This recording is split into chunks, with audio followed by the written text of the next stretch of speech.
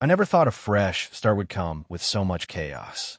After 35 years working in construction, saving every nickel, and living in a house that echoed with silence after my kids grew up and my wife passed, I finally decided it was time to live the way I always wanted: peaceful, quiet, and away from the noise of town politics and neighborhood feuds. I bought myself a cabin tucked near the edge of a small lake in a semi-rural community. It wasn't fancy, but it was everything I wanted.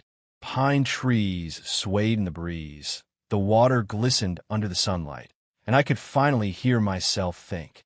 On my first morning there, I brewed coffee in an old percolator, sat out on the porch, and thought to myself, this is the closest thing to peace I've had in years. My plan was simple: fish, work on a project in my shop, read a little more, and maybe, just maybe, learn how to enjoy being still. But peace, as I soon found out, doesn't sit well with certain kinds of people. I was stacking some firewood that afternoon when 3 cars pulled up in front of my cabin. Out spilled a group of people, dressed too neatly for the gravel road they'd just driven down. Leading the pack was a woman with sharp sunglasses and a clipboard hugged tight against her chest. She moved like she owned the earth she walked on. The others followed her, men and women in polo shirts with the same embroidered logo that read Lakeside HOA. "Excuse me," she called out. Not even a greeting, just authority dripping from her voice. "You can't just move in here without approval. This land is under HOA regulation." I set down my axe and gave her a long look. "Ma'am, I bought this place fair and square. My name's on the deed." "That may be," she replied, waving her hand as if my words were just smoke. "But we have rules here. The cabin, the land, the access to the lake. It all falls under our jurisdiction. And frankly, this structure doesn't meet the aesthetic guidelines. You'll need to make changes immediately. Paint, roofing, fencing." "Hold on," I interrupted, feeling my patience slipping. "This land isn't part of your HOA. The realtor made that very clear. My property line goes down to that ridge and right around the shoreline. None of what you're saying applies here." That's when a man in the back, tall and smug, chimed in. "Sir, every homeowner says that at first. Then they find out we mean business. The lake, the dock access, even your driveway runs through common grounds, which means it falls under our authority. Now, years of construction work teaches you how to deal with all kinds. Pushy foremen, difficult clients, city inspectors who thought they were God's gift to regulation. I'd handle them all. But there was something about these people that struck me different. They weren't here to help or advise. They were here to intimidate, to corner me before I even had a chance to settle in. I leaned against the porch post and sipped the last of my coffee, letting them talk.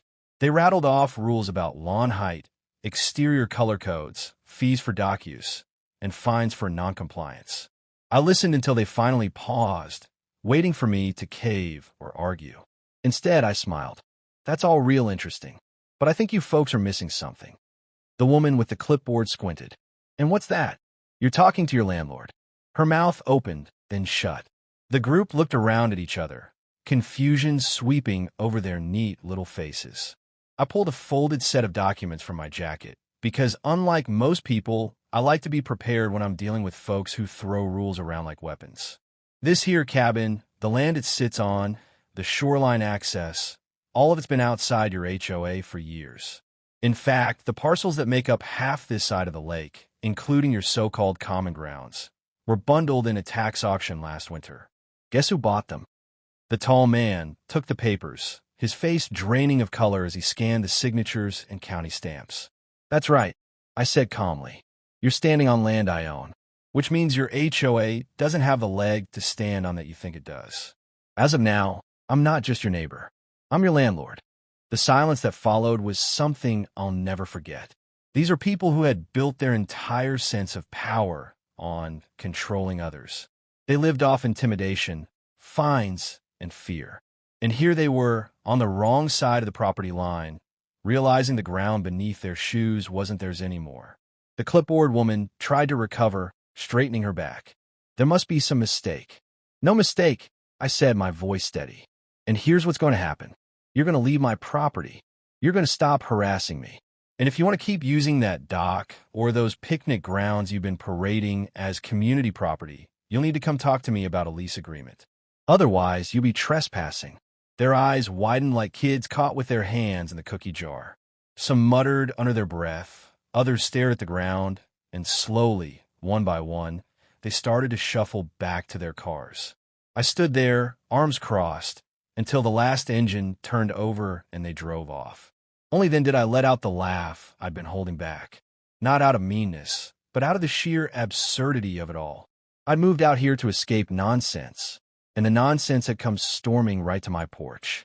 But this time, I wasn't the underdog. Over the next weeks, word spread through the community. Some neighbors approached me quietly, shaking my hand, thanking me for finally putting the HOA in its place. They told me stories of years of bullying, fines for trivial things, even being forced to paint their homes colors they hated.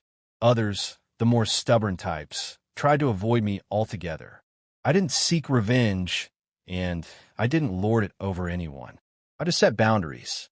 Respect my land, respect my peace, and you'll get the same in return. But those who try to push their old authority found out quick that things had changed. The lesson I carried from it all was simple, one I'd learned years before, but had forgotten until life reminded me. People only have as much power over you as you're willing to hand them. Sometimes standing your ground isn't about fighting. It's about calmly showing the truth and letting their own arrogance undo them.